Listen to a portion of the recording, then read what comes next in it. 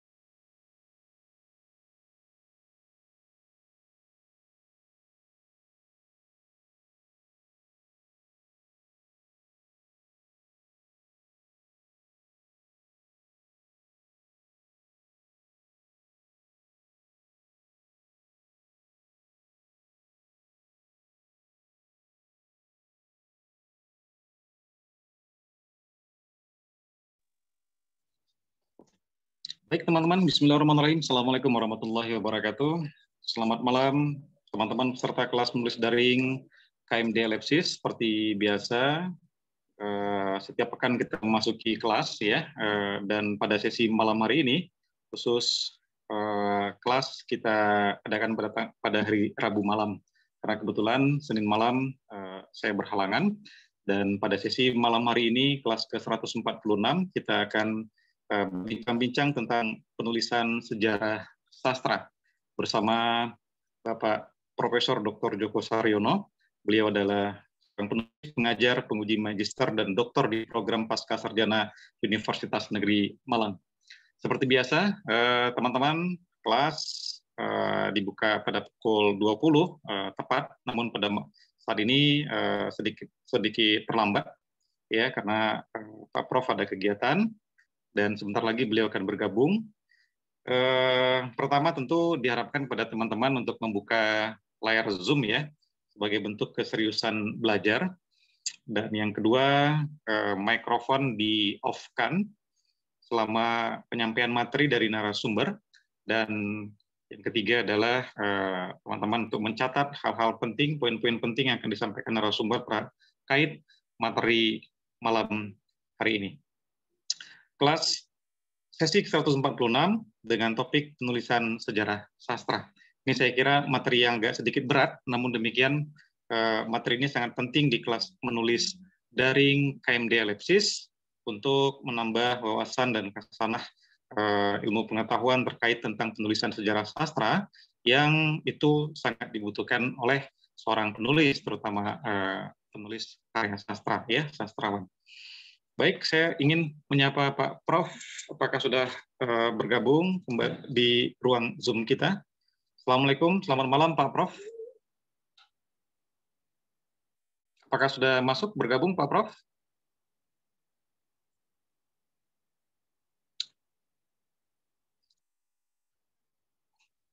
Assalamualaikum, selamat malam Pak Prof. Apakah sudah bergabung di ruang Zoom kita? Ya, sepertinya belum ya, teman-teman. Kita menunggu dan nanti mohon dipantau oleh tim kreatif, mudah-mudahan tidak terkendala jaringan atau lainnya.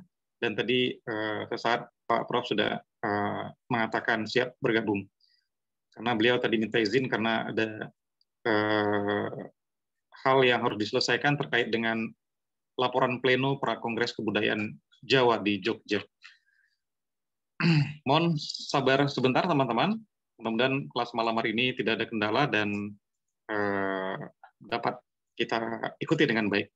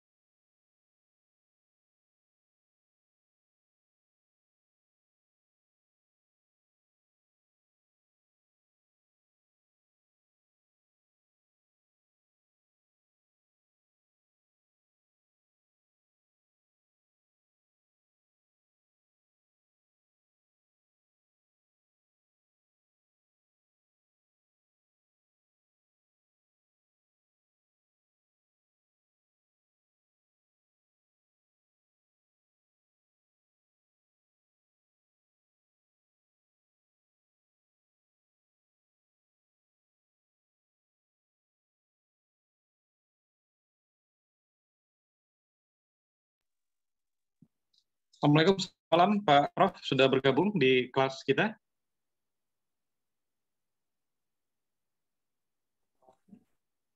Assalamualaikum Pak Prof.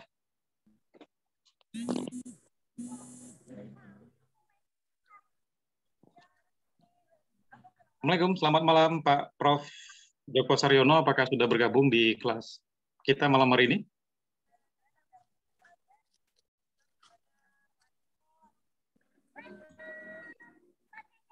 Belum sepertinya, Bang.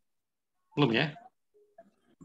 Ya, mohon bersabar menunggu teman-teman. Sudah hampir 30 menit. Ya, kita butuh sedikit sabar. Ya, sepertinya Pak Prof sudah bergabung. Assalamualaikum, selamat malam Pak Prof. Selamat malam Mas Iwan. Maafkan terlambat dan rewel jaringannya. Baik, terima kasih Pak Prof. Sudah bisa kita mulai Pak ya? Boleh. Baik. Terima kasih Pak Prof. Bismillahirrahmanirrahim. Assalamualaikum. Selamat malam teman-teman peserta kelas menulis daring KMD Ellipsis. Untuk topik malam hari ini, kelas ke-146 penulisan sejarah sastra. Bersama instruktur tamu Bapak Profesor Dr. Joko Saryono. Beliau dikenal sebagai penulis, pengajar, penguji magister, dan doktor di program Pasca Sarjana Universitas Negeri Malang, Jawa Timur.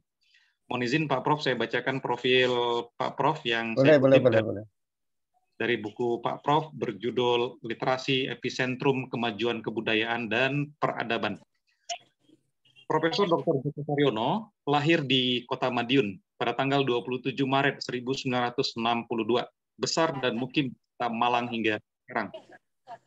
Menyelesaikan pendidikan dasar dan menengah di Kota Malang, sarjana pendidikan diselesaikan di Fakultas Bahasa dan Seni pada tahun 1986 dengan beasiswa manajemen doktor magister pendidikan diselesaikan pada tahun 1991 dan doktor pendidikan diselesaikan pada tahun 1997.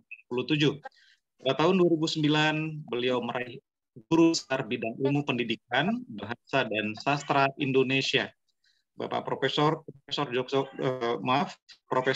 Joko Saryono menjadi tenaga akademik di IKIP Malang, sekarang Universitas Negeri Malang, dan sejak tahun 1998 di pengajar, bimbing, dan penguji magister dan doktor di program Pasca Sarjana IKIP Malang atau Universitas Negeri Malang. Di samping itu, beliau pernah menjadi tenaga pengajar di pelbagai universitas yang ada di Kota Malang. Sekarang menjadi dosen tamu pada program magister dan doktor di Universitas Tadulako Palu dan Universitas Lambung Mangkurat Banjarmasin. Ia juga menjadi penguji tamu pada ujian doktor di program Pasca Sarjana Universitas Negeri Surabaya, Universitas Negeri Semarang, Universitas Muhammadiyah Malang, dan Universitas Airlangga Surabaya. Di luar tugas-tugas akademik dan edukatif di kampus Universitas Negeri Malang, sebagian besar waktunya diabadikan untuk dunia pendidikan, kebudayaan, kesenian, dan atau kesusastraan.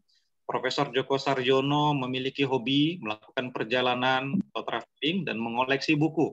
Pernah menulis artikel di Koran Jawa Pos, Surabaya Pos, Republika, dan Kompas pada tahun 1990-an.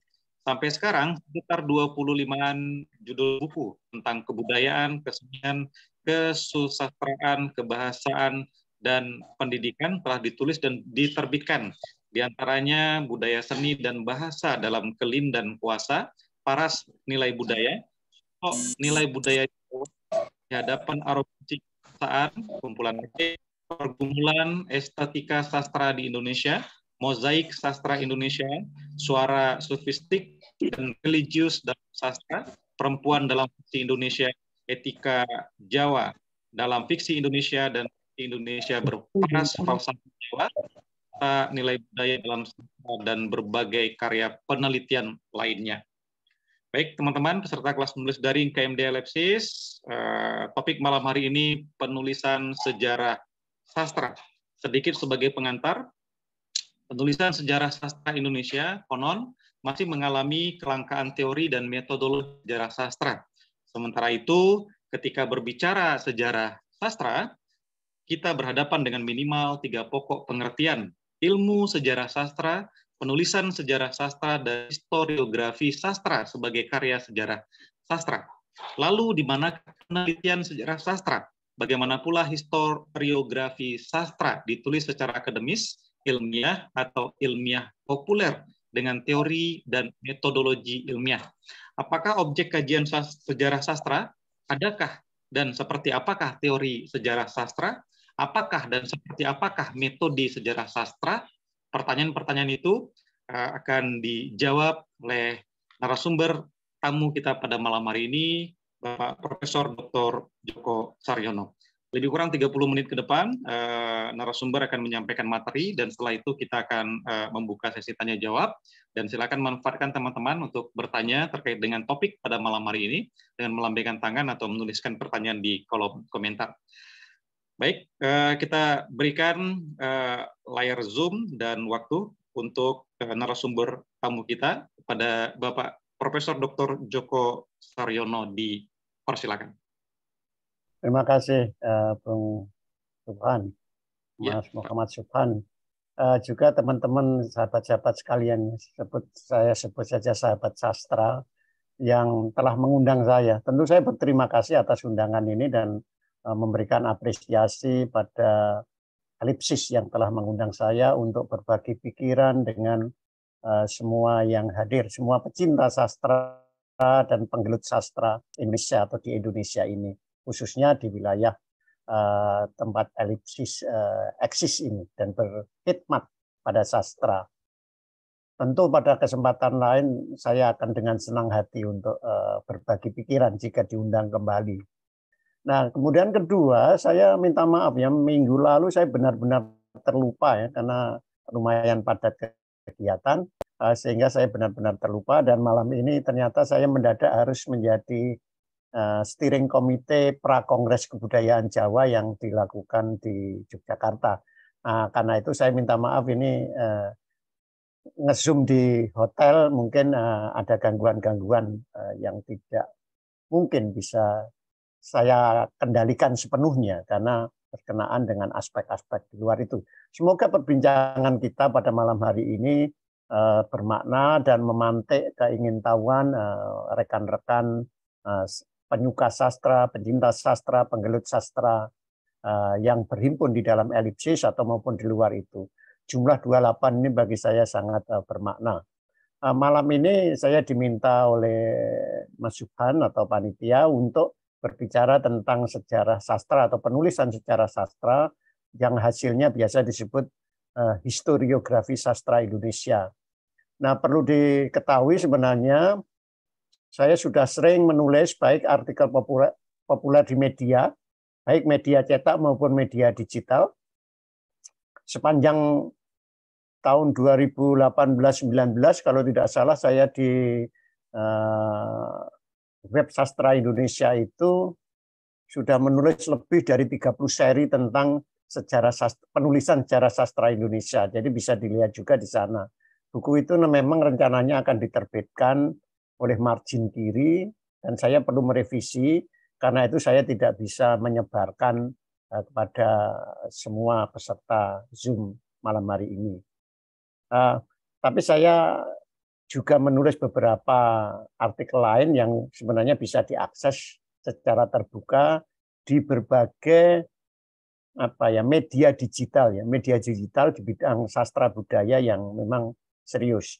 Nah, dengan latar itulah saya ingin berbagi mengenai penulisan sejarah sastra pada pertemuan kita kali ini. Izinkan saya berbagi layar Zoom supaya kita lebih mudah berbincang. Nah, saya membatasi diri pada bagaimana membuat desain penelitian penulisan sejarah sastra yang hasilnya biasa disebut historiografi sastra Indonesia. Nah, judulnya seperti ini. Nah, setidak-tidaknya berbagai teori ya. Di Indonesia itu yang paling moncer ya, paling banyak diikuti itu kan bukunya Rene Walk, Austin Warren ya. Itu biasanya membagi ilmu sastra itu menjadi 3 ya. Teori sastra, kemudian kritik sastra, Yang ketiga sejarah sastra. Boleh saja semuanya kerangkanya dianggap sebagai bagian dari itu. Nah, dari definisi itu atau dari konsep itu kita bisa mendapatkan tiga hal tidak-tidaknya. Satu, ilmu sejarah sastra, penulisan sejarah sastra, kemudian historiografi sastra sebagai karya sejarah. Nah, yang kita miliki sebenarnya banyak, yang artinya setidak-tidaknya mengklaim atau diberi label sejarah sastra Indonesia, sejarah sastra Indonesia dari dulu sampai kini, sejarah sastra Indonesia masa Balai Pustaka, sejarah sastra masa Angkatan 45 dan seterusnya. Demikian juga berkaitan dengan lokasi atau ruang tertentu, misalnya sejarah sastra Indonesia di Sumatera Barat, sejarah sastra Indonesia di Nusa Tenggara Barat, dan seterusnya itu juga pernah ditulis orang. Tetapi tetap saja kita bisa memeriksa kekurangan-kekurangan, ketidakcukupan dari berbagai tulisan yang ada. Memang Pak B. Yasin menulis, kemudian Ayi Prositi menulis, ada juga Pak Rahmat Joko Pradopo menulis, Pak Mursal Esten, ingat saya dulu pernah menulis. Banyak orang sudah menulis, tetapi pertanyaan kita, apakah itu betul-betul historiografi, karya tulisan sejarah sastra yang memang sesuai dengan kaidah-kaidah keilmuan atau kaidah-kaidah menulis populer. Nah, apakah didasarkan pada ilmu menulis sejarah sastra atau seperti ya common sense saja? Apakah juga sudah ditopang oleh ilmu sejarah sastra? Setahu saya tidak pernah ada mata kuliah atau pelajaran tentang ilmu sejarah sastra itu. Disitulah maka kita bisa mengatakan bahwa kebanyakan, sebagian besar sejarah sastra Indonesia, bahkan sejarah sastra daerah di Indonesia, ini ditulis berdasarkan pengetahuan umum, berdasarkan common sense, tanpa ada teori metodologi yang kokoh, yang jelas di antara itu. Kecuali memang satu dua buku ya, menurut saya ditulis dengan hati-hati, dengan mendasarkan pada teori sejarah sastra dan metodologi penulisan sejarah sastra. Yang pertama adalah buku sejarah sastranya Pak Atiu. Yang kedua, buku lama yang sudah tidak beredar lagi, dan itu pun hanya sampai tahun 50-an, yaitu Sejarah Sastra Indonesia ditulis oleh Bakri Siregar. Itu saya lihat memiliki itu. Ada juga yang ketiga, agak beda, berdasarkan ilmu sejarah umum, itu tulisan Yakob Sumarjo yang ya terlalu sedikit lah. Itu hanya bagian awal sejarah sastra Indonesia. Jadi kita menghadapi kelangkaan kekurangan itu. Nah, karena itu kita harus mengubah itu. Sejarah sastra Indonesia harus kita tulis dengan teori sejarah sastra yang memang andal, yang kredibel dan terpercaya. Selain itu juga harus ditulis dengan metodologi yang memang sesuai dengan kaidah-kaidah penulisan sejarah sastra, atau paling tidak kaidah penulisan secara umum atau penelitian secara umum. Dengan cara demikianlah dapat dihasilkan karya sejarah sastra Indonesia atau sejarah sastra daerah yang lainnya, itu dapat disebut sebagai historiografi modern sejarah sastra Indonesia. Sekarang yang ada adalah historiografi tradisional yang lebih mendekati pada kesaksian-kesaksian, testimoni-testimoni tentang sastra Indonesia itu. Nah, inilah saya kira yang harus kita lakukan. Ketika kita ingin menghasilkan historiografi, maka langkah ilmiah yang pertama itu adalah penelitian sejarah sastra. Nah, dalam rangka penyusunan sejarah sastra Indonesia itu, dalam rangka menghasilkan historiografi itu. Nah, jadi kita berhadapan dengan 4 hal yang berangkai ilmu sejarah sastra. Nah, kita selama ini hanya diajari periodisasi, berbagai buku juga periodisasi. Bahkan kalau kita lihat itu kemudian dalamnya hanya riwayat hidup dan ringkasan karya. Kalau diperhatikan lagi, malah ada kesenjangan, ketimpangan gender, ketidakadilan gender itu tampak sekali dalam tulisan sejarah sastra Indonesia atau historiografi sastra Indonesia. Jumlah pengarang perempuan yang ditampilkan juga sedikit. Kemudian ulasan-ulasan tentang pengarang perempuan sedikit. Nah, mengapa tidak ditulis kemudian historiografi sastra Indonesia berdasarkan penelitian dengan teori feminisme secara sastra misalnya. Ini satu contoh saja. Jadi ini 4 rangkaian. 4 rangkaian semuanya perlu ditulis. Tapi kita juga saya belum pernah menemukan satu buku pun dari menelusur di Google itu, saya tidak menemukan buku tentang ilmu sejarah sastra, bagaimana kaidah penulisan sejarah sastra, apalagi corak karakteristik historiografi sastra Indonesia misalnya, saya tidak menemukan, ya bukan berarti sama sekali tidak ada.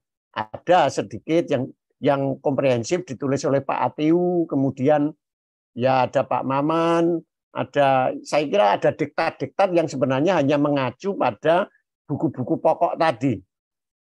Saya kira beratus-ratus ya, saya pernah melihat ada ratusan buku, tetapi ya sebenarnya tidak pernah beranjak dari teori periodisasi yang sudah mapan itu. Nah, apakah memang benar-benar demikian? Selain itu juga terlalu umum, sehingga pusat-pusat sastra yang sekarang berkembang tidak diketahui. Ini problem yang utama. Nah, oleh karena itu marilah kita, dan ada baiknya kita betul-betul menekuni, mempelajari, memahami ilmu sejarah sastra agar kita bisa melakukan penelitian sejarah sastra sehingga dapat dihasilkan historiografi sastra Indonesia yang komprehensif, memadai, atau yang enak, berkeadilan, kemudian meliputi seluruh wilayah Indonesia. Nah, sekarang saya melihat dalam berbagai dimensi, dalam berbagai aspek, dalam berbagai sudut pandang, sejarah sastra Indonesia itu belum memadai lah.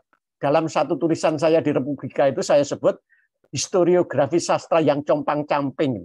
Satu contoh, tadi saya sudah contohkan, sejarah sastra Indonesia dipenuhi oleh ketidakadilan gender atau ketimpangan gender.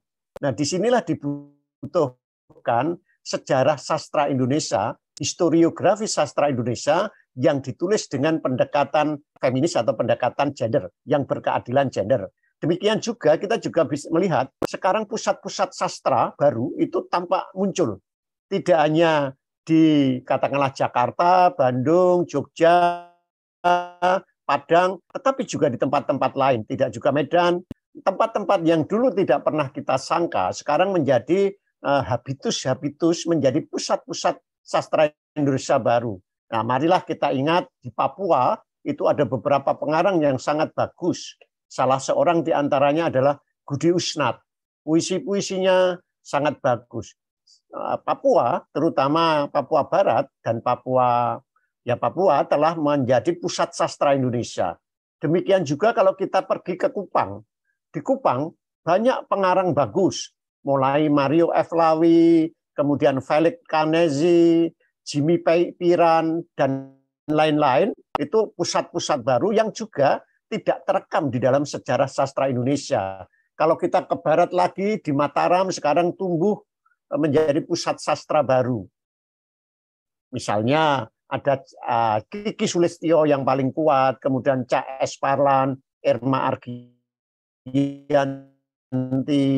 Bulan Nurguna, dan seterusnya. Tiba-tiba tumbuh menjadi pusat sastra baru. Baiklah, kita boleh ke Sumatera, ke Kalimantan, Sulawesi. Di Sulawesi, Makassar saya kira sangat kuat. Ada festival internasional penulis dan pembaca di situ.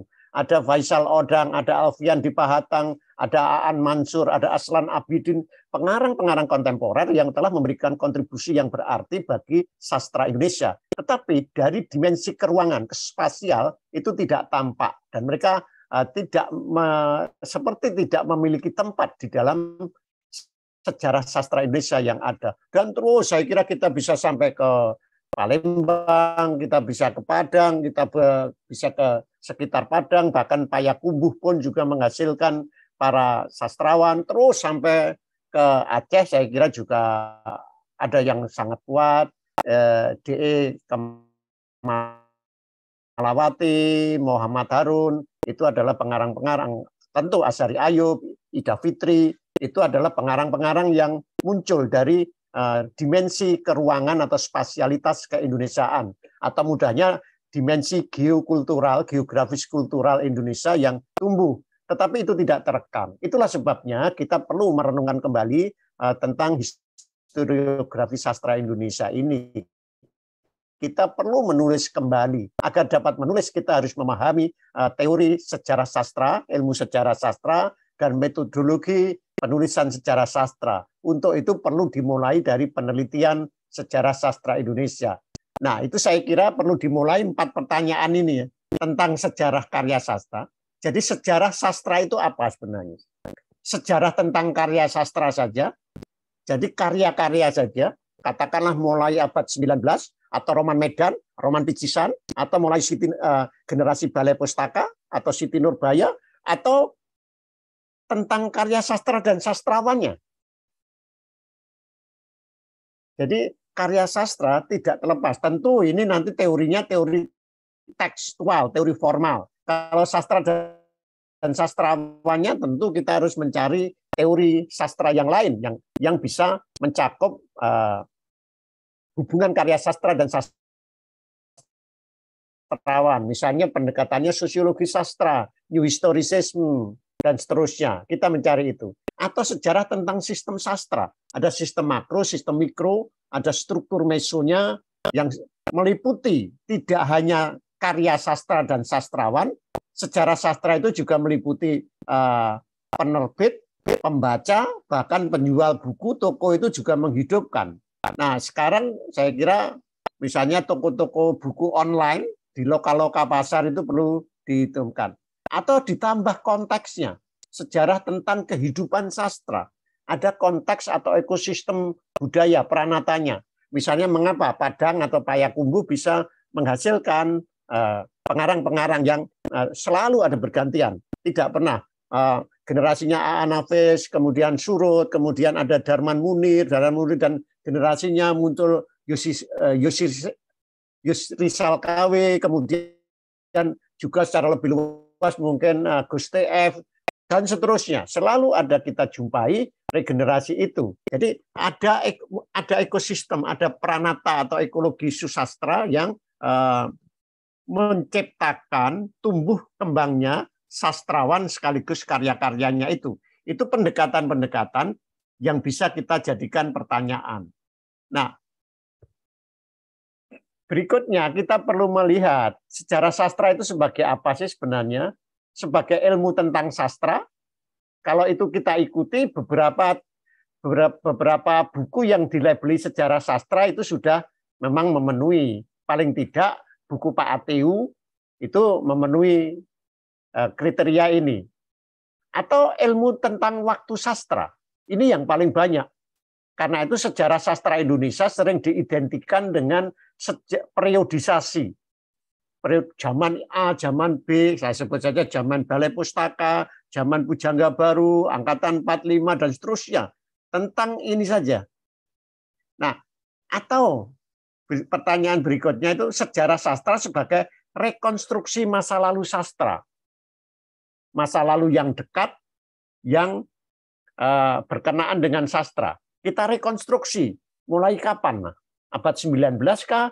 Atau abad 20 saja? Atau dimulai Abdullah bin Abdul Qadir Munsi, dan seterusnya. Ini saya kira rekonstruksi masa lalu. Sebagai rekonstruksi tentu ada metode dan teorinya. Metode dan teori itu bisa dipakai untuk penelitian sastra tadi. Nah, kemudian atau yang ini lebih luas ini, pendekatannya mungkin semiotika budaya. Ini bermakna budaya kesastraan. Jadi sastra bukanlah sesuatu yang otonom, tetapi sesuatu yang terikat konteks budaya, konteks sosial tempat sastra itu tumbuh dan berkembang. Ini perlu kita renungkan bersama-sama. Nah, sebagai ilmu, sebagai teori itu biasanya harus memiliki syarat ya. Syarat yang pokok tentu ada objek kajiannya. Apakah sejarah sastra itu punya objek kajian? Kalau ya, maka sejarah sastra sebagai ilmu. Nah, kita harus membangun sejarah sastra itu sebagai ilmu agar sejarah sastra kita itu tidak imajinatif, tidak mistis, dan emosional saja. Artinya sesuai dengan impresif, sesuai dengan kesan kita. Ini objek kajiannya harus jelas. Nah, apakah teori dalam jalan bersifat intrinsik, ekstrinsik, atau kita meminjam dari yang lain? Tapi itulah objeknya. Ada objek formalnya, ada objek materialnya. Materialnya tentu sastra. Nah, sastra apa? Apakah sastra murni teks sastra atau ada sastrawannya, penerbit dan sebagainya? Tadi sudah saya sampaikan bergantung pada teori sastranya atau teori sejarah sastranya. Nah, kemudian yang kedua, adakah teori? Punya teori.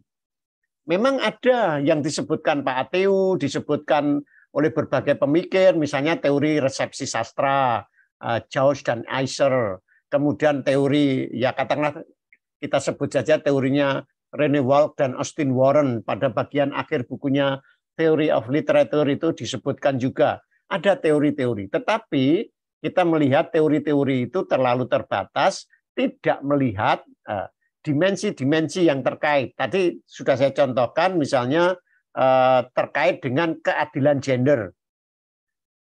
Tidak ada, itu harus dilakukan, paling tidak harus dipakai teori sastra yang ada bersentuhan dengan feminisme atau keadilan gender.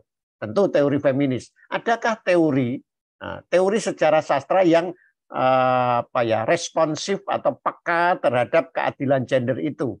Sehingga sangat diperhitungkan jumlah pengarang perempuan dan pengarang laki-laki yang dicatat di dalam sejarah sastra itu, kemudian juga keseimbangan ruang, tidak bisa yang disebut sejarah sastra Indonesia itu ternyata ceritanya hanya Kalimantan saja atau Sumatera saja atau Jawa saja.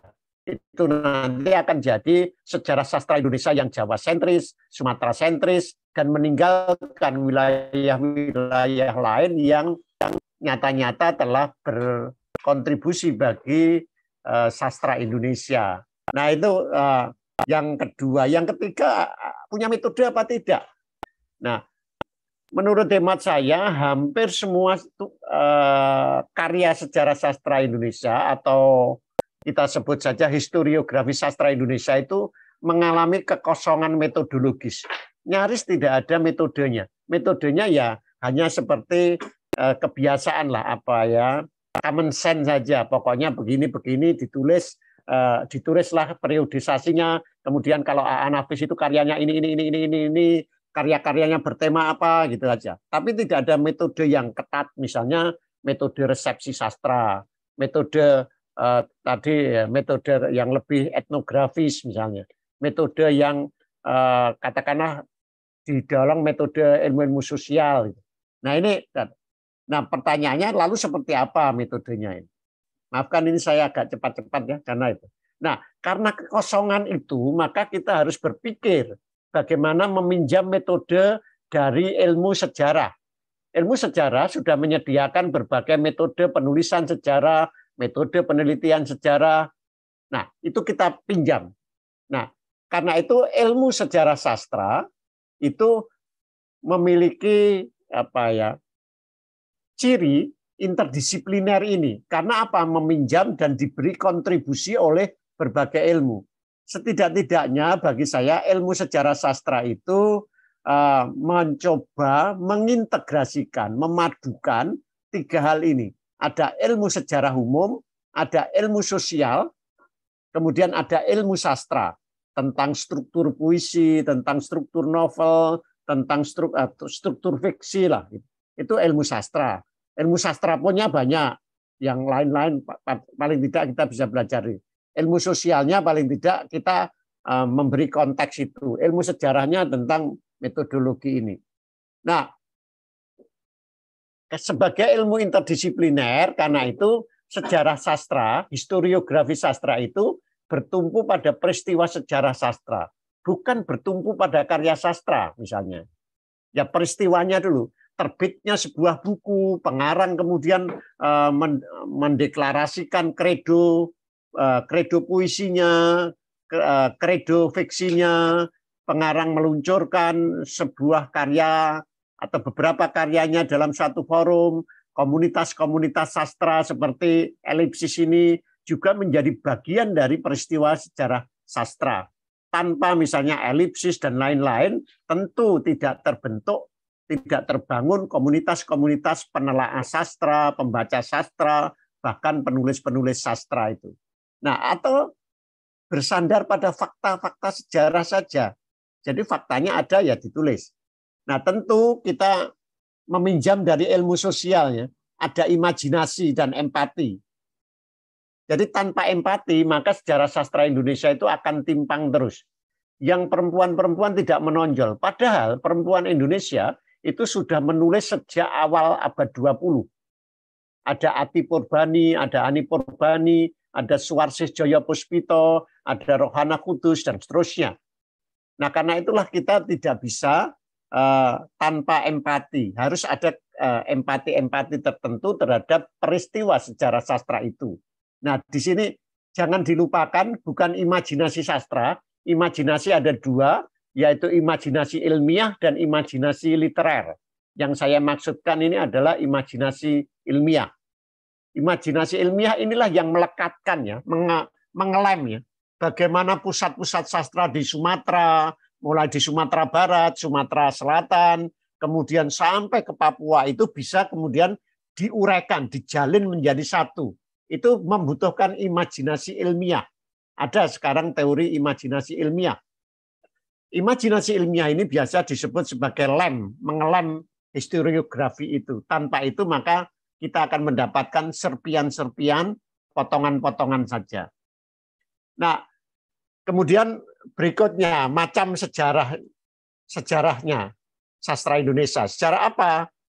Nah, saya kira kita bisa membagi sejarah sastra Indonesia saja. Itu bisa sejarah sastra lokal ya, misalnya sejarah sastra Minang, itu juga bisa dibagi. Sejarah sastra Melayu bisa dibagi-bagi. Sejarah sastra Bugis misalnya juga bisa dibagi-bagi.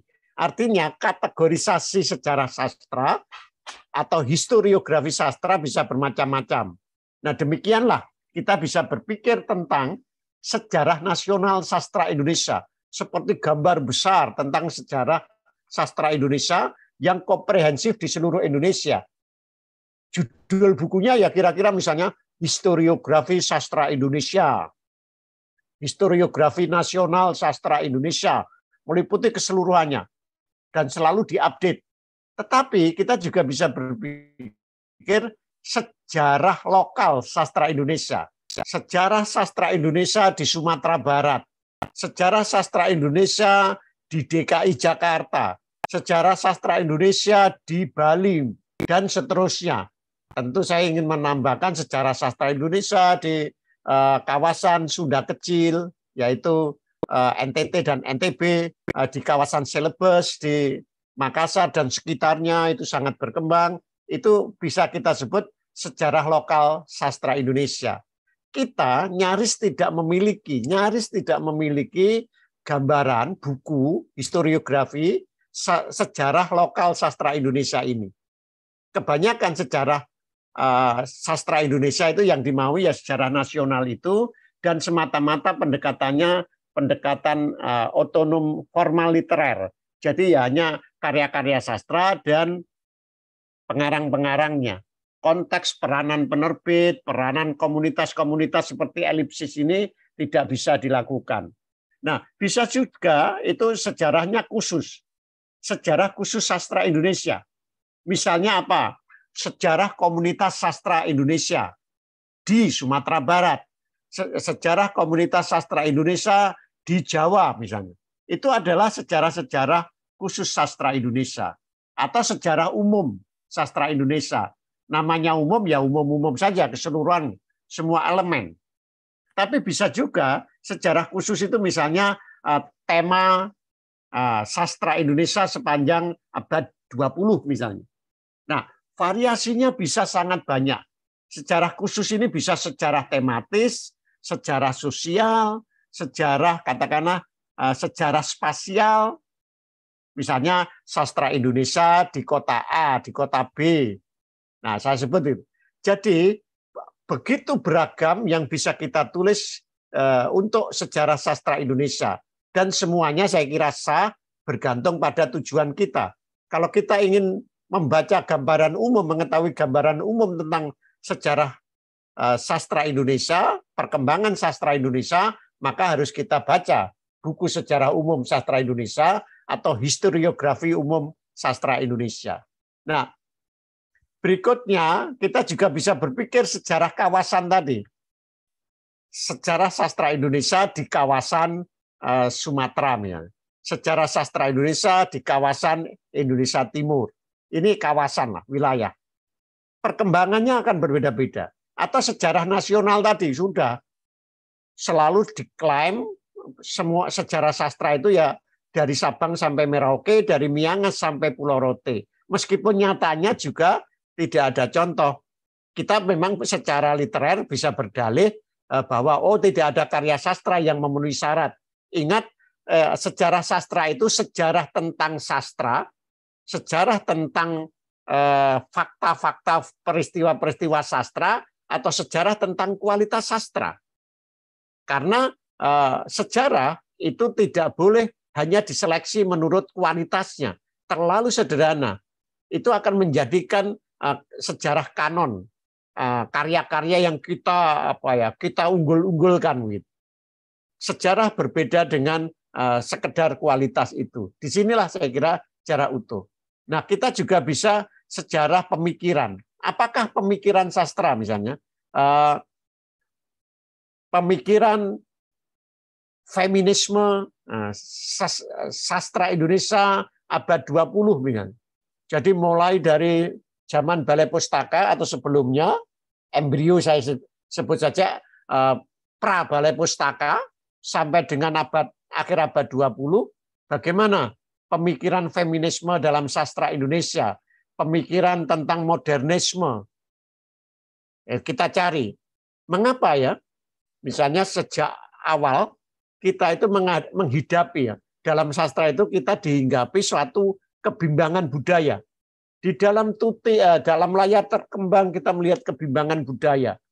Karena akhirnya Tuti tidak mencapai keinginannya, Maria juga mati. Di dalam Belenggu kita juga menyaksikan bagaimana tokoh Tono itu menjadi lelaki yang serba bimbang antara memilih perempuan yang tradisional dan memilih perempuan yang modern seperti ya.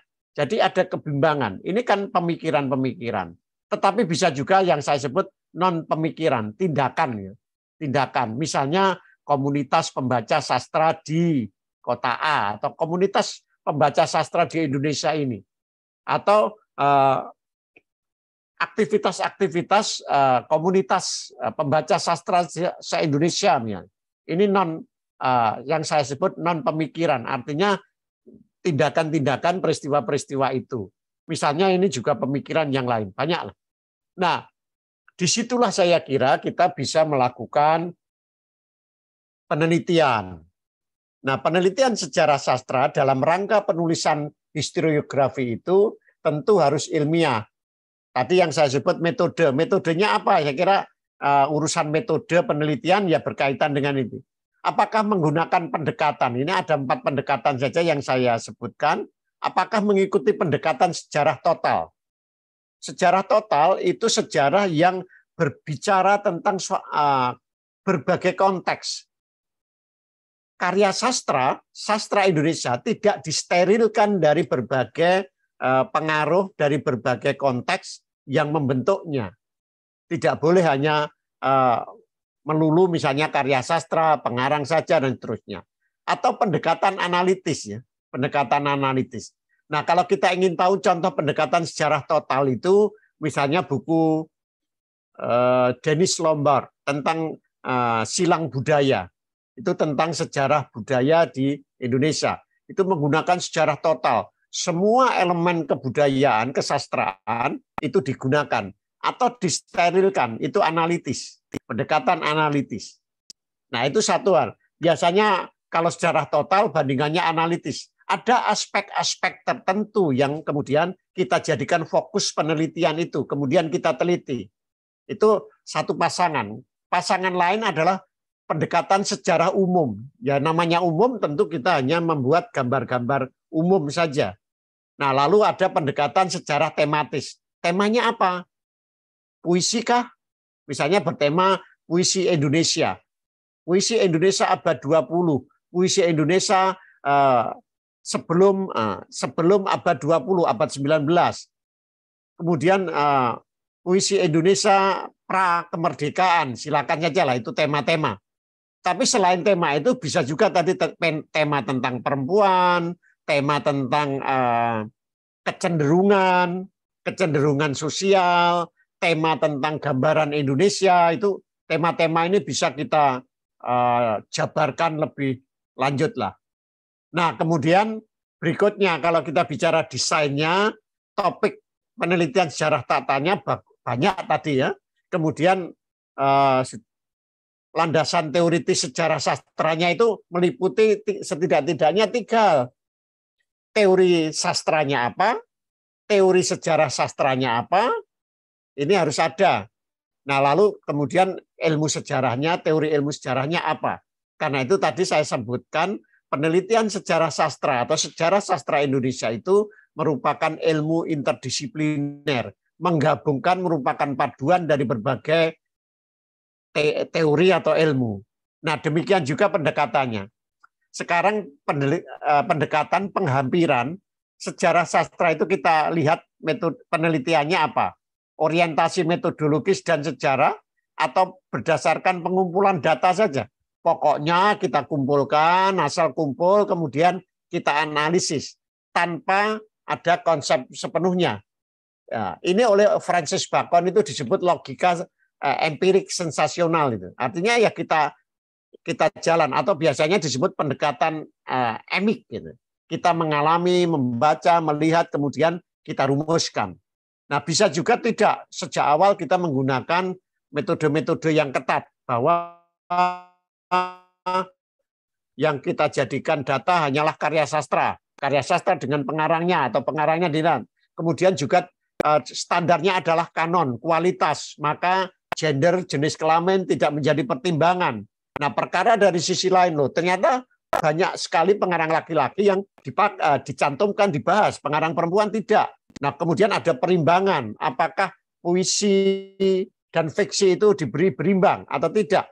Nah, kalau tidak tentu apa, kalau ya mengapa, dan seterusnya. Ini saya kira orientasi dari metodologi. Nah, saya kira itulah garis besar dulu, nanti kita bisa menjabarkan lagi pada kesempatan lain. Terima kasih. Saya berikan kepada moderator. Saya tutup dulu. Baik, terima kasih Pak Prof. Luar biasa penulisan sejarah sastra ya teman-teman, kita menyimak begitu sangat dalam dan luas sekali ya terkait dengan topik ini, dan tentu saja memberikan wawasan baru bagi kita terkait dengan penulisan sejarah sastra. Tadi juga Pak Prof menyinggung tentang ketimpangan gender dalam karya sastra ya, penulis-penulis perempuan kurang, kemudian juga terkait dengan sejarah sastra yang tidak sekedar kualitas atau kanon saja, tapi karya-karya lain juga perlu diperhatikan dalam kaitan ini. Baik teman-teman, saya kira akan banyak pertanyaan dari kawan-kawan terkait dengan topik kita. Silakan ajukan pertanyaan, melambaikan tangan atau menulis pertanyaan di kolom komentar, dan tentu jawaban-jawaban dari Pak Prof akan memberikan wawasan yang sangat baik untuk kita di kelas ini. Dipersilakan kepada teman-teman untuk mengajukan pertanyaan. Sesi jawab kita buka. Ya, siapa yang pertama? Dipersilakan.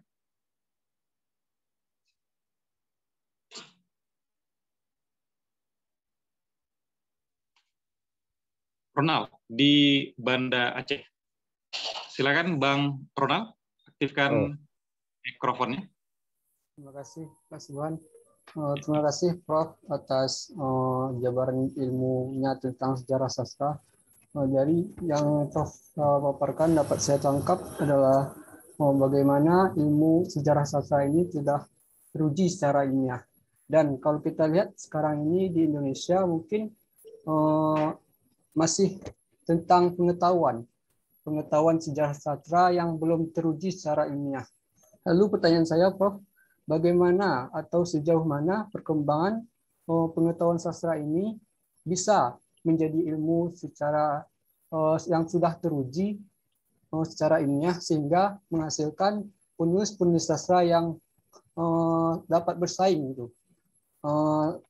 Yang kedua, bagaimana pesan Prof kepada anak-anak generasi muda saat ini untuk lebih mencintai sastra sebagai tolak ukur sejarah terhadap keikutsastraannya itu. Demikian. Baik, terima kasih Bang Ronald di Banda Aceh serta kelas tulis daring KMD di Banda Aceh. Baik, saya kira langsung dijawab saja Pak Prof biar tidak lupa barangkali nanti. Ya. Silakan. Terima kasih Bung Ronald Aceh yang Banda Aceh yang sangat mengesankan setelah tsunami. Setelah tsunami saya sudah 3 kali ke Banda Aceh, bahkan yang terakhir sampai ke titik 0 dan Ule Kareng agak lama. Oh ya, bahkan saya terakhir pentas baca puisi di Taman Budaya Banda Aceh. Kesan anak-anak muda mencintai sastra, saya orang yang optimis dan berbaik sangka saja. Dibandingkan tahun-tahun ya katakanlah dasawarsa atau dekade-dekade sebelumnya, sebenarnya ada perubahan kecintaan pada karya sastra. Memang kalau kita lihat para penerbit buku cetak, sastra cetak, kita melihat sedikit cetaknya, tapi bukan berarti itu tidak membaca. Mereka juga membaca. Kemudian kalau dilihat dari jumlah majalah sastra, ya memang pernah tahun 80-an, 90-an itu era majalah sastra. Setelah itu kan sudah gulung tikar. Nah, lalu kemana? Apakah anak-anak muda tidak mencintai sastra? Bagi saya, mereka tetap mencintai sastra. Nanti kapan-kapan kita bicara tentang sastra digital atau sastra di dunia digital. Saya perhatikan anak-anak muda itu beralih kepada apa yang saya sebut estetika digital atau puitika digital.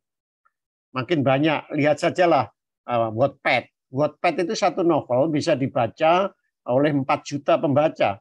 Tidak pernah terjadi di dalam sastra Indonesia pembaca sebuah novel itu sampai sebanyak itu. Kemudian lihat saja di web novel, itu juga pembacanya banyak. Nah, jadi sedang terjadi pergeseran selera baca kaum muda. Jadi kalau mau diteliti atau ditulis itu kaum muda membaca apa dan kaum muda bagaimana membaca sastra. Nah, kebanyakan saya kira beralih ke digital. Mengapa itu beralih ke dunia digital, sastra digital? Faktornya banyak. Kita bisa meneliti itu bahkan menulisnya. Tapi saya berkesan positif saja bahwa kaum muda tetap dekat dengan sastra. Nah, kalau itu kita lepaskan dari dunia digital, itu akan sangat tampak pada masa pandemi yang lalu. Sastra, baik itu puisi maupun fiksi, itu banyak sekali ditulis oleh kalangan muda dan tua. Demikian juga puisi dan fiksi banyak dibaca oleh kalangan, semua kalangan bahkan, semua kalangan.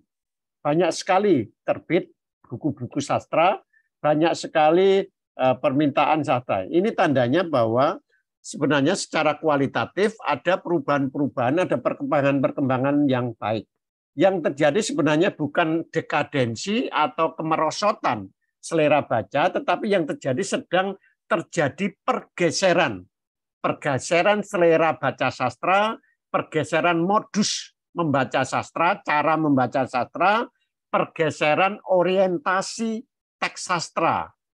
Nah, sekarang sastra digital makin banyak. Nanti kira-kira 2 bulan lagi akan terbit buku tentang puitika digital Indonesia, puisi Indonesia. Itu nanti saya tulis bersama mantan bimbingan saya S3 dari NTB. Nah, jadi saya berkesan positif-positif saja. Tapi harap diingat ya bahwa pembeli buku sastra memang menurun. Tapi kalau itu soal beli-membeli itu faktornya banyak. Tidak membeli karya sastra bukan berarti tidak membaca karya sastra. Nah, memang ada terjadi pertanyaan, karya sastra apa? Ya tentu ini bisa menjadi perdebatan. Pasti kalangan kritikus, kalangan idealis akan mengatakan, ya mesti saja yang dibaca buku-buku pop, Terelie dan semacamnya. Tetapi membaca, mereka membaca. Jangan dikira saya saja membaca buku Terelie.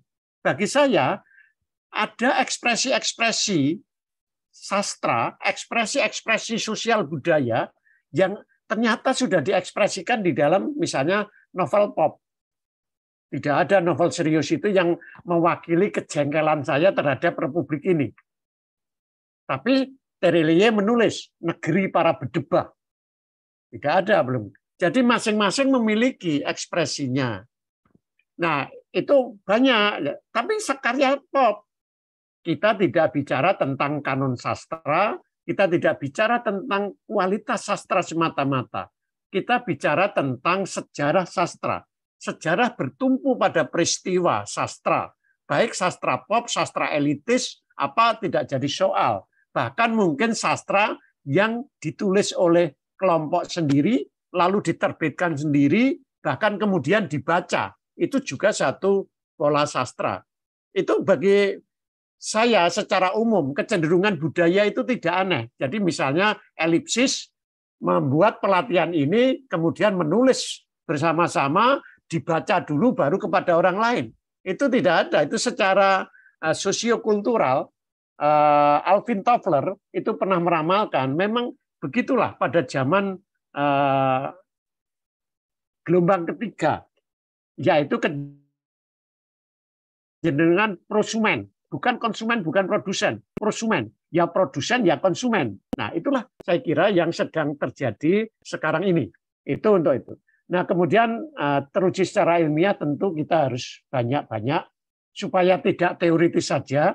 Bagi saya teorinya masih harus terus diperdalam dan diperluas. Mungkin diperlukan orang untuk menulis teori sejarah sastra, ilmu sejarah sastra. Saya belum menemukan satupun buku tentang berjudul ini, penelitian sejarah sastra Indonesia. Belum ada. Silakan cari di Google. Silakan diburu di Google. Tidak ada tulisan tentang itu.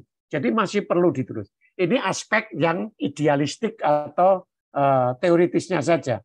Nah, apalagi empirisnya agar teruji itu. Salah satunya ya memperbanyak penelitian-penelitian tentang sejarah sastra.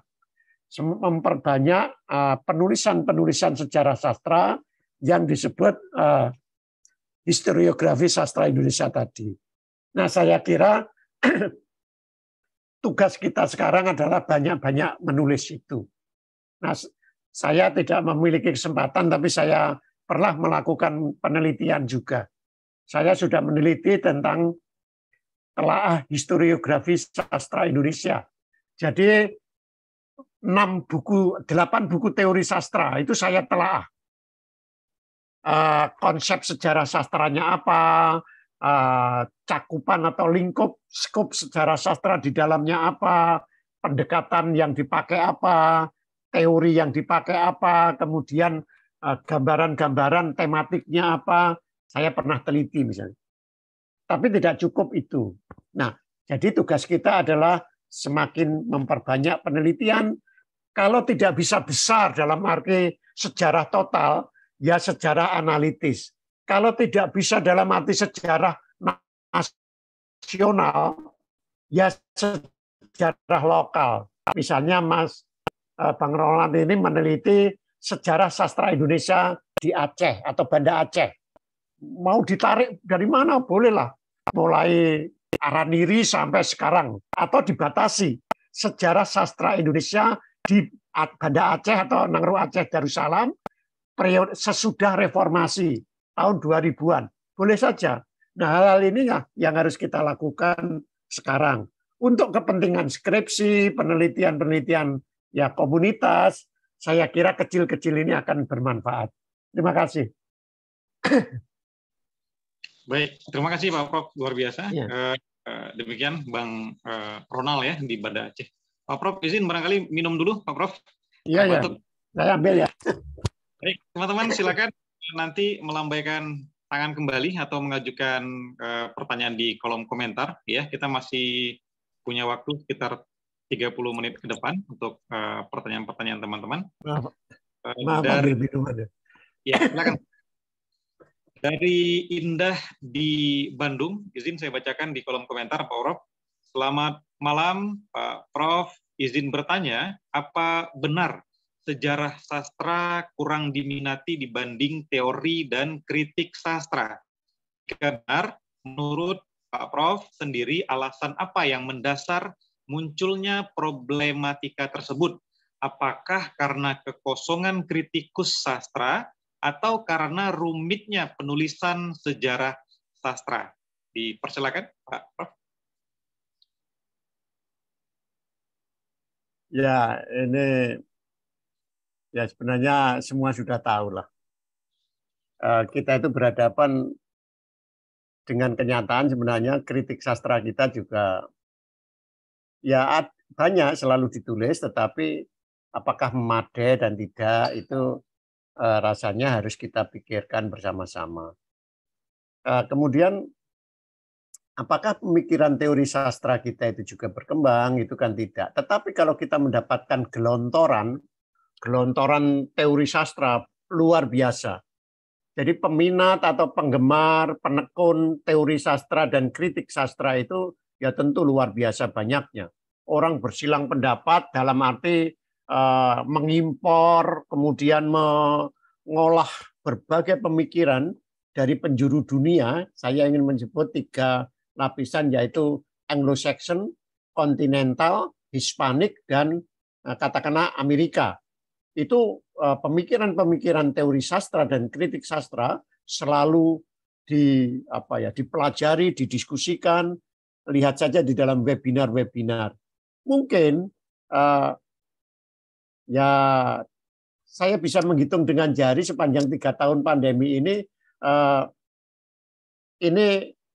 diskusi kita malam ini baru diskusi kedua yang saya ikuti dan saya berpartisipasi dalam proses diskusi itu kedua. Tentu yang pertama itu Badan Bahasa. Badan Bahasa memang sedang punya proyek penulisan sejarah sastra Indonesia di berbagai tempat.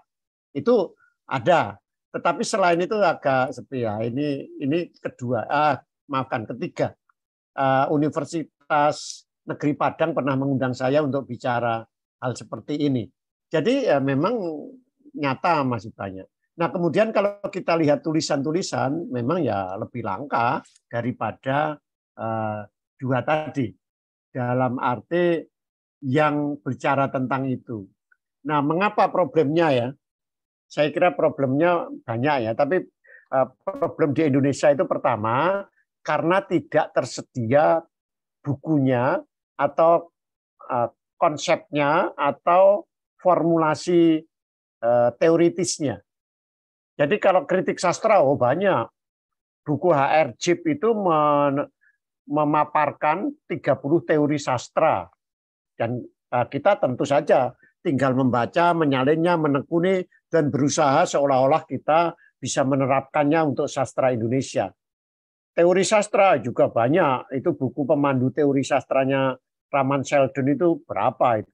Kemudian ada buku-buku seri dari Oxford, Cambridge, itu tentang teori sastra luar biasa banyak. Jadi kemudahan referensi, kemudahan rujukan teori dan kritik sastra itu juga mengakibatkan 2 bidang itu sangat dominan, menonjol, digemari. Beda dengan teori sejarah sastra atau metodologi sejarah sastra. Bukunya jarang, langka. Belum diracik lah. Ibarat makanan itu belum jadi, kita harus meracik sendiri. Meracik dari mana? Dari teori dan metodologi sejarah umum dikombinasi dengan teori dan sejarah sastra itu sendiri. Nah, meraciknya kan tidak mudah dan kita biasanya dihinggapi kemalasan itu.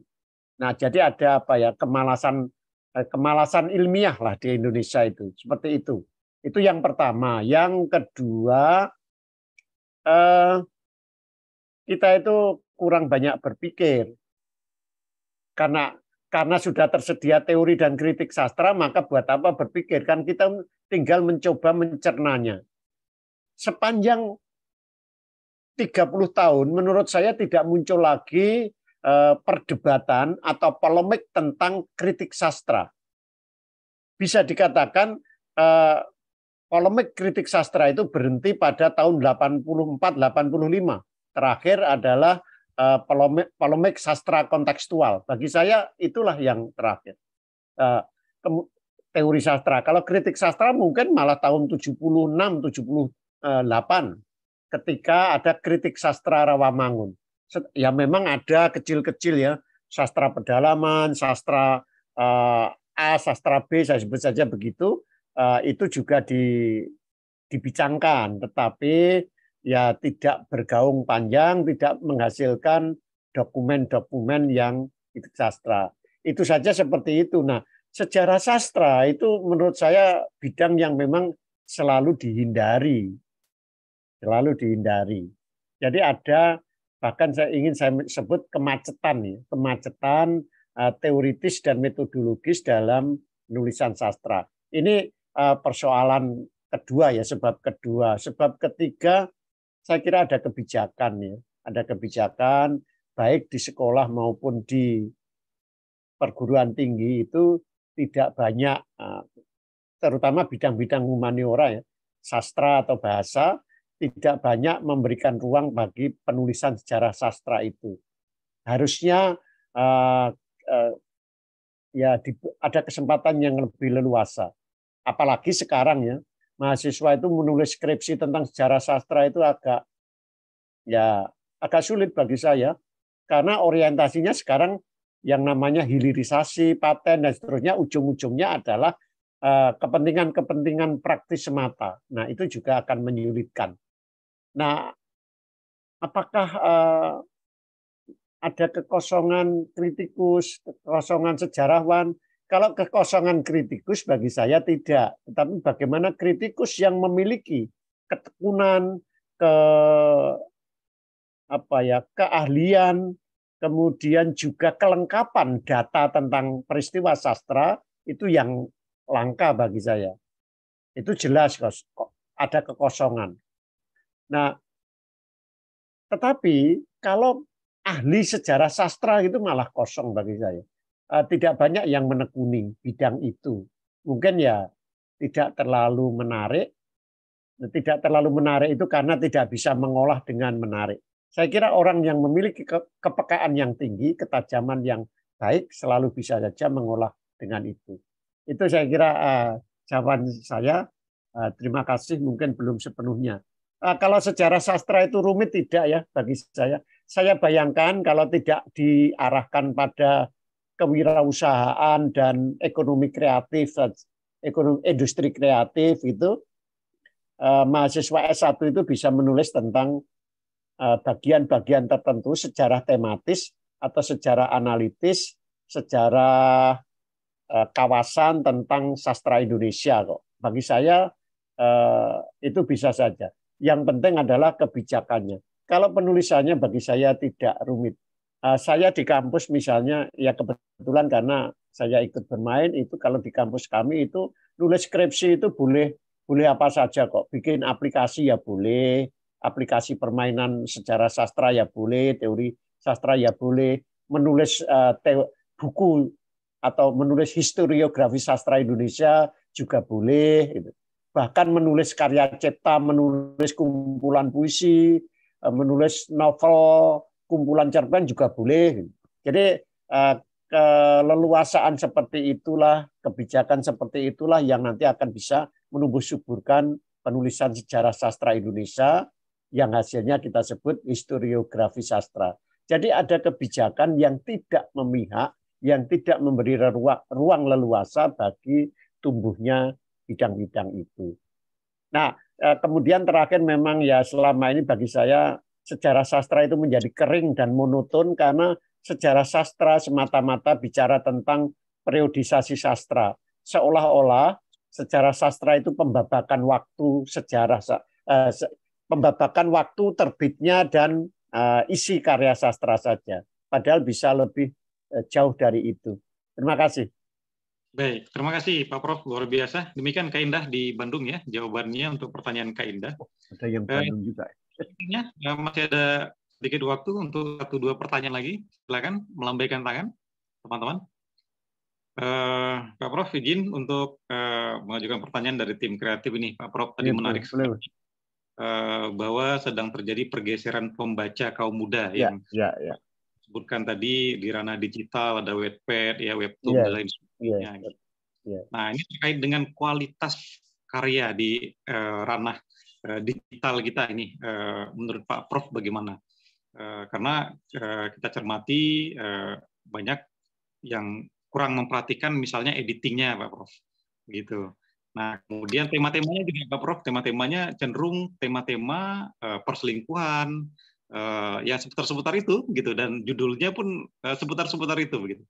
Nah, itu yang pertama. Yang kedua, Pak Prof, tadi juga disebutkan bahwa ada ketimpangan gender pada sejarah sastra kita, penulis perempuan kita kurang, sementara di saat kegiatan-kegiatan sastra itu dominannya pembaca atau peserta perempuan, tuh Pak Prof. Nah, ini fenomena apa yang menyebabkan penulis-penulis perempuan kita sedikit dibanding penulis-penulis laki-laki di Indonesia ini, Pak Prof. Demikian Pak Prof, dipersilakan. Ya. Saya kira itu, saya pernah menulis di Kompas itu, perempuan itu yang tersiksa di dalam simbol dan realitas itu. Nah, intinya sebenarnya ada fakta, ada peristiwa bahwa perempuan banyak mendominasi. Saya di Malang, di kampus saya, juga di luar kota, di luar kampus, itu juga punya beberapa komunitas yang selalu saya ayomi, dan lebih 50% saya kira ya wanita atau perempuan, tetapi kehadiran mereka tidak tercatat. Ini saya kira ruang kosong, ruang hitam dalam sejarah sastra kita. Nah, faktornya apa ya? Memang selalu saja ada persepsi bahwa kalau karya perempuan itu tidak sehebat laki-laki. Tapi sejarah sastra kan tidak mengenal kualitas dibandingkan begitu saja.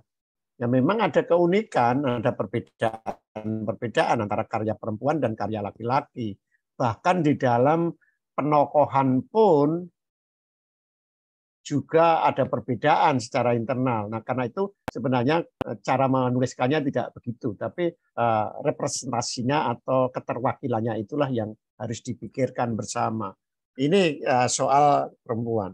Nah, memang ada teori ya, perempuan harus lebih banyak menulis.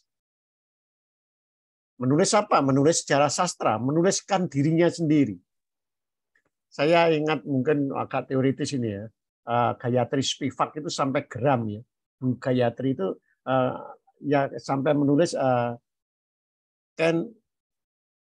can subaltern speak? Bisakah sang lian itu berbicara? Nah, perempuan penggemar sastra di Indonesia itu masih tidak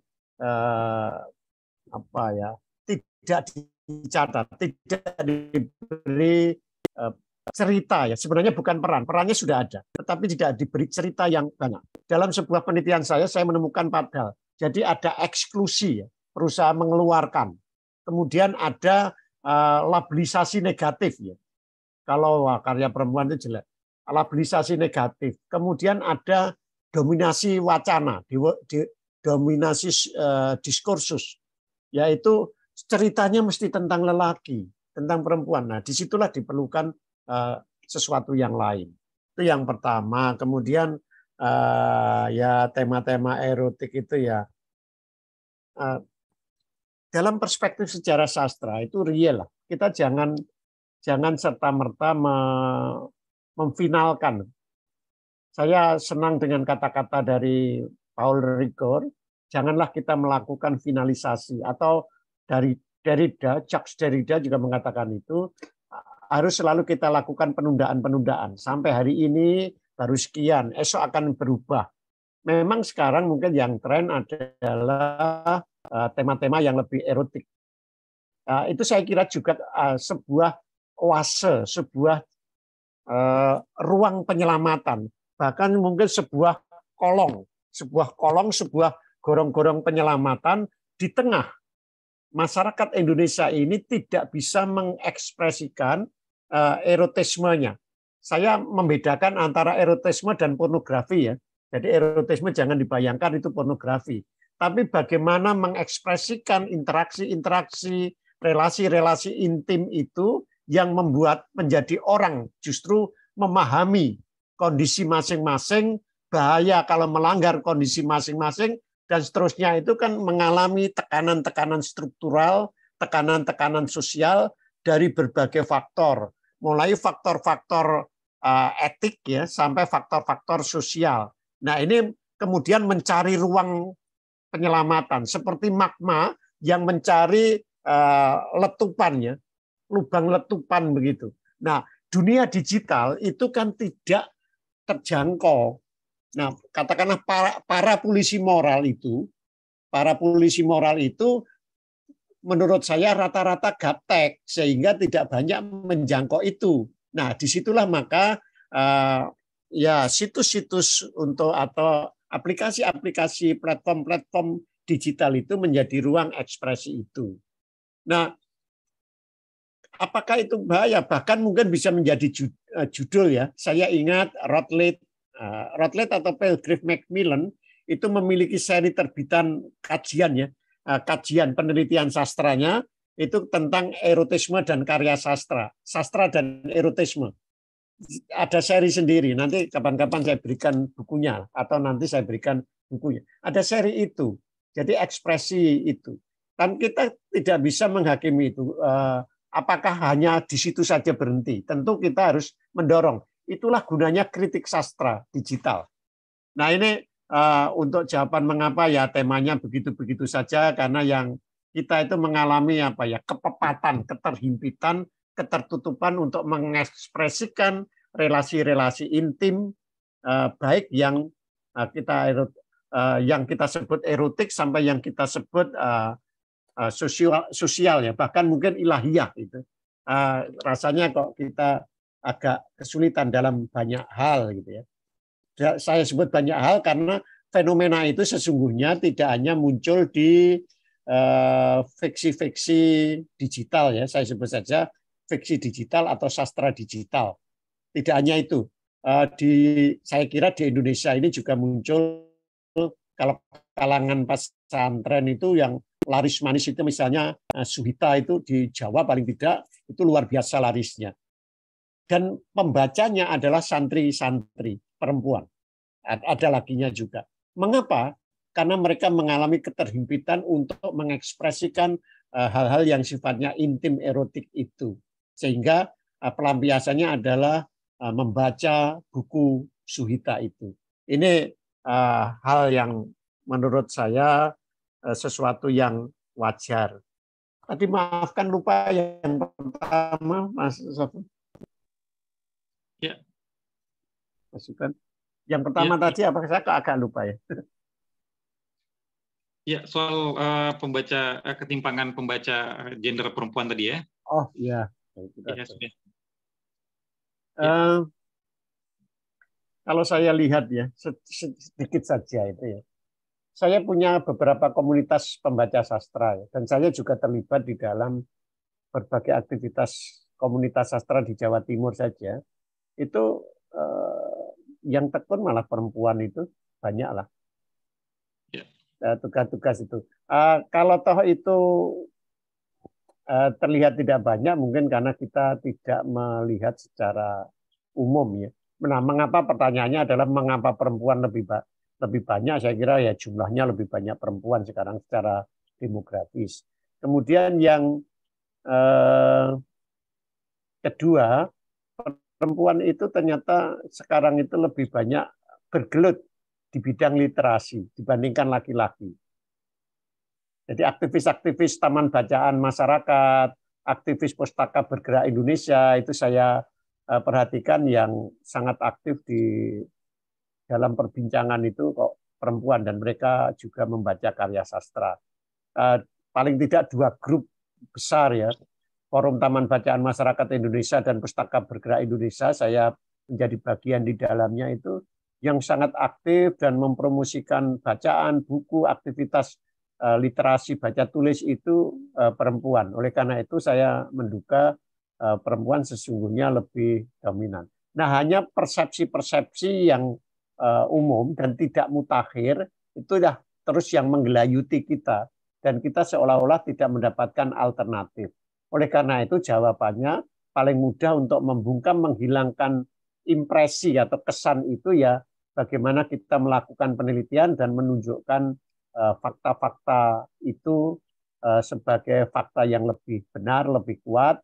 Nah, dengan begitu kita melihat bahwa perempuan di dalam sastra Indonesia itu juga berperan secara signifikan di dalam merawat dan memberlanjutkan kehidupan sastra Indonesia itu. Terima kasih, Mas Subhan. Baik, terima kasih, Pak Prof. Luar biasa. Teman-teman, kita sudah berada di penghujung kelas. Barangkali untuk satu penanya terakhir dengan video, silakan, ada Bang Dwi Setiawan di Aceh. Ya, silakan Bang Dwi. Diaktifkan mikrofonnya, Bang Dwi. Mikrofon Zoom-nya diaktifkan. Ya, suaranya belum terdengar, Bang Dwi. Mikrofonnya diaktifkan. Mikrofon Bang Dwi belum aktif. Bang Dwi Setiawan di Aceh, mikrofonnya belum aktif. Mikrofon Zoom-nya, Bang Dwi. Ya. Ya, masih off mikrofonnya.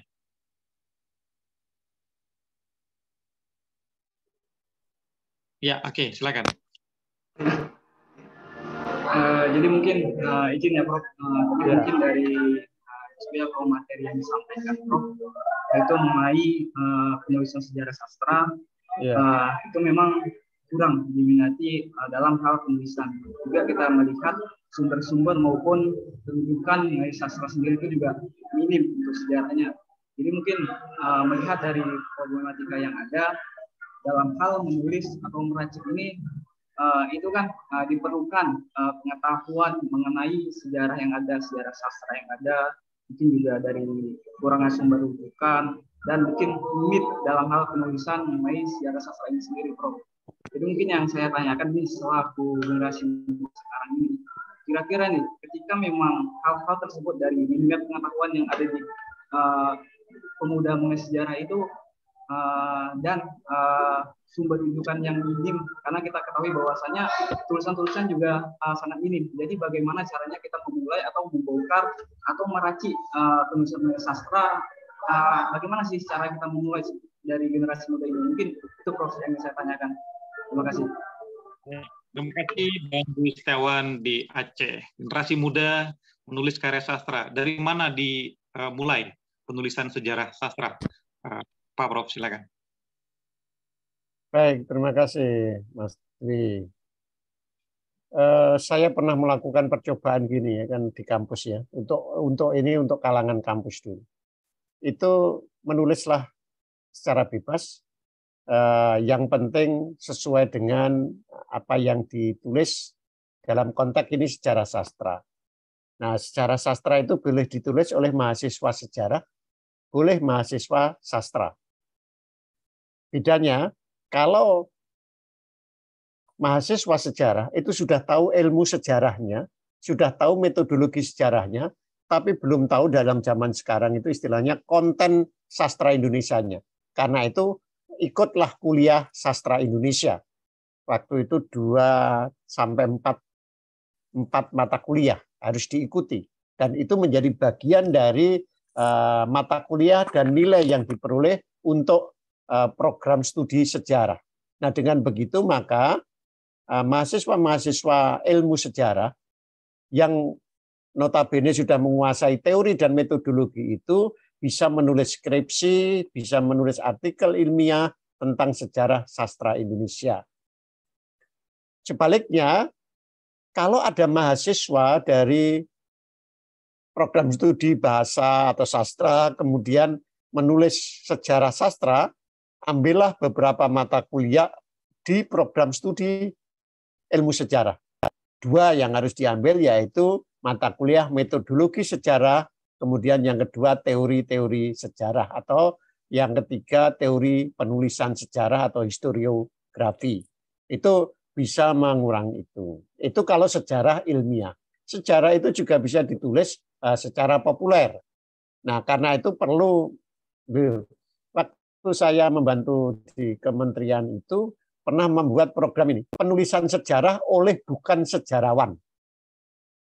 Nah, ini bisa diadaptasi, penulisan sejarah sastra oleh bukan orang sastra. Yang apa? Ya pengalaman-pengalaman membacanya nanti diberi bimbingan atau diklat atau sekarang workshop beberapa hari lalu menulis. Pengalaman saya hasilnya malah unik-unik. Hasilnya unik-unik. Kalau dalam program itu tadi penulisan sejarah bagi bukan sejarawan itu malah unik-unik. Ada yang menulis pegawai bank itu menulis tentang sejarah rupiah. Ada pegawai hotel yang kemudian menulis tentang sejarah aksesoris di lobi hotel, resepsionis. Begitu seterusnya, begitu unik. Nah, siapa tahu dengan cara yang seperti itu penulisan sejarah sastra lebih bisa dilakukan. Nah, tentu yang paling banyak atau yang paling ideal itu komunitas-komunitas itu bisa mencoba mempromosikan ilmu sejarah itu. Dengan begitu, maka komunitas itu berperan dalam sejarah sastra Indonesia. Terima kasih. Baik, terima kasih Pak Prof. Bang Dwi Setiawan di Aceh, demikian ya jawabannya, cukup jelas saya kira. Teman-teman, kita sudah berada di penghujung, 10 menit terakhir. Saya akan ajukan pertanyaan sebagai barangkali closing statement juga untuk Pak Prof. Izin Pak Prof, terkait penulisan sejarah sastra, di mana posisi sastra kanon ketika pilihan media di era digital hari ini sudah sangat banyak. Tidak hanya media cetak sudah mulai tergerus, bahkan nyaris sudah terpinggirkan.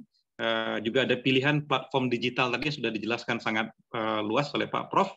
Ada blog juga, bahkan di media sosial. Silakan Pak Prof, sekaligus statement-nya. Ya, senyampang belum terlambat dan baru berkembang. Perhatikanlah sastra digital dan peristiwa-peristiwa sastra digital. Webnya, blog-blognya, situs-situsnya, kemudian platform-platformnya, kemudian bentuk-bentuk puisinya, bentuk-bentuk novelnya, atau cerpennya, strukturnya bagaimana, itu rekamlah, kemudian tuliskan. Senyampang belum terlambat. Nanti kalau sudah semakin lama, itu akan semakin sulit. Nah, untuk sekarang misalnya bisa mulai ditulis misalnya sejarah lahirnya puisi digital Indonesia. Kemudian bisa juga sejarah lahirnya fiksi digital Indonesia. Faktor-faktornya apa, kemudian periode waktunya bagaimana, aktor-aktor yang terlibat di dalamnya siapa. Kalau itu menggunakan pendekatan sejarah total. Dengan begitu kita memiliki alternatif. Bukan sejarah umum, tetapi sejarah khusus sastra Indonesia. Khususnya di mana?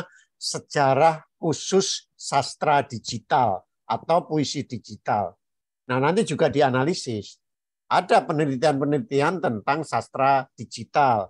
Ada teori-teori kajian sastra digital. Bahkan sekarang sudah ada estetika sastra digital, puitika sastra digital. Nanti kalau ingin menginginkan itu, saya kira saya bisa memberikannya. Disitulah saya kira tanah air baru sastra Indonesia. Tanah air baru sastra Indonesia adalah tanah air digital itu. Disitulah tempat mukim berkembang biak sastra Indonesia varian digital tadi. Ini harus diperhatikan, dituliskan. Karena semua orang atau sebagian besar orang muda, katakanlah generasi digital, akan berpindah ke sana. Tadi sudah disampaikan bahwa cetak itu sudah mulai masa surut. Sastra di dalam dunia galaksi Gutenberg cetak itu sudah mulai surut. Buktinya apa? Tadi sudah disebut majalah-majalah cetak sudah gulung tikar, majalah sastra sudah tidak ada. Bukan berarti sastra mati. Sastra tetap hidup, tetapi hidupnya di tanah air yang lain. Bukan tanah air Gutenberg, bukan tanah air kertas yang berhalaman-halaman, tetapi tanah air digital itu. Disitulah saya kira perkembangan sastra Indonesia ke depan, selain tetap yang digital. Sebab dunia ke depan menurut banyak kalangan itu bukanlah semata-mata melulu dunia digital, tapi dunia digital, physical and digital world itu akan menjadi alternatif yang paling memungkinkan bagi dunia dan juga bagi sastra.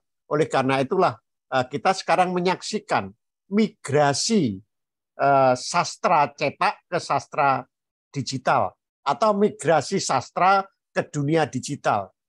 Di dunia digital tidak hanya, sekali lagi, tidak hanya ada sastra digital. Saya menengarai ada 4 kuadran. Di dunia digital ada sastra digital, sastra cetak yang menumpang hidup di dunia digital, misalnya dalam bentuk PDF itu, kemudian sastra naskah, manuskrip yang kemudian mencoba mempertahankan nafas supaya dapat membaca di dunia digital, yaitu misalnya digitalisasi manuskrip-manuskrip. Kemudian yang lebih tumbuh lagi adalah sastra lisan di dunia digital. Mendongeng, dongeng-dongeng lama menjadi hidup kembali karena adanya dunia digital itu. Di dunia digital ada ini. Inilah tempat migrasi baru dan inilah tanah air digital, inilah tanah air sastra yang baru yang kemudian juga menimbulkan, menghasilkan, membuahkan, memunculkan spesies baru. Saya sebut saja spesies baru sastra Indonesia, yaitu sastra digital itu. Nah, disitulah kita perlu mencermati dan kita tidak perlu a priori kemudian memicingkan mata, membuat sinis, itu pasti akan begitu. Mungkin itu percobaan. Tadi misalnya, kenapa ya erotisme? Bukankah novel pertama di dunia, Lady Casterly, itu juga sangat erotik? Mungkin itu memang awal perkembangan. Saya yakin akan tumbuh tema-tema baru, persoalan-persoalan baru, garapan-garapan baru di dalam sastra digital atau sastra di tanah air baru, yaitu tanah air digital sastra Indonesia. Terima kasih. Baik, terima kasih Bapak Profesor Dr. Djoko Saryono. Luar biasa teman-teman ya, materi malam hari ini penulisan sejarah sastra sangat daging sekali ya. Tentu kita berharap nanti ke depan ada lanjutan-lanjutan materi lainnya terkait ini maupun tema lainnya, Pak Prof. Insya Allah ya. Terima kasih banyak. Insya Allah kita bicara sastra digital atau sastra di dunia digital. Ya, insya Allah, amin. Teman-teman, kita ucapkan banyak terima kasih kepada Pak Prof untuk waktu, karena Pak Prof sangat sibuk sekali ya. Di tengah-tengah kesibukan, beliau masih menyempatkan waktu untuk berbagi ilmu dan pengalaman di kelas menulis daring kita pada malam hari ini. Kita doakan selalu sehat selalu Pak Prof. Amin, amin. Sama-sama. Dan dengan closing tadi, maka kelas kita pada sesi 146 hari ini berakhir dan kita akan bertemu kembali pada kelas berikutnya dan mudah-mudahan di momen lainnya kita bisa bertemu kembali dengan Pak Prof. Perbanyak maaf teman-teman dan sekali lagi kita ucapkan terima kasih kepada Pak Prof. Dr. Djoko Saryono dan kelas malam hari ini kita tutup dengan membaca hamdalah. Alhamdulillahirabbil alamin. Terima kasih. Lebih dan kurang saya mohon maaf. Assalamualaikum warahmatullahi wabarakatuh. Waalaikumsalam warahmatullahi wabarakatuh. Terima kasih. Terima kasih. Terima kasih.